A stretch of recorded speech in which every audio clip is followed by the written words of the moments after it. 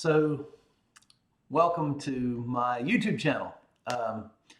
This is a guide for first-time home buyers. I want you to know up front that I'm not polished. I don't have professional editing after this. This is not exactly live, but I want you to understand that it's like live. I'm going to kind of go through some things every day. Today, I'm going to tell you who can be a first-time home buyer. Then tomorrow I'll start on H, and I'm going to work through the word home ownership, and I'm going to give you a point about how to prepare for home ownership from each of those letters, home ownership. Okay. So again, not very polished, just trying to help. And so let's get started.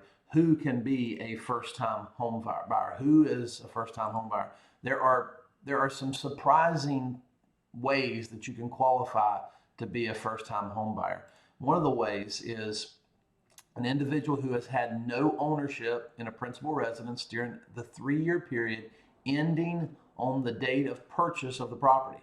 This includes a spouse. If either meets the above test, they're considered first-time home buyers. So this means you say, well, I'm not a first-time home buyer. I owned a home in the past. Well, has it been 3 years? So it might not matter if you've owned a home in the past. If 3 years have passed, or maybe you're marrying somebody that's never been a homeowner, or they're whatever, you get the idea.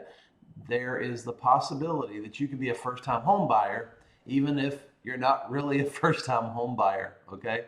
The second thing is a single parent who has only owned with a former spouse while married. In other words, married couple owns a home, they separate, you end up a single parent. Well, you can be a first-time home buyer because it's the first time you're buying a home alone. So there are more ways to be a first-time home buyer than you might think. A third option would be an individual who has only owned a principal residence, not permanently affixed to a permanent foundation in accordance with applicable regulations. So you say, well, I'm not a first-time home buyer. I lived in that trailer, or I owned that trailer behind my grandma's house for a little while. Well, that doesn't count. If it wasn't permanently affixed to a permanent foundation, it might not rule you out of being a first-time home buyer, even if it was in the last 2 or 3 years.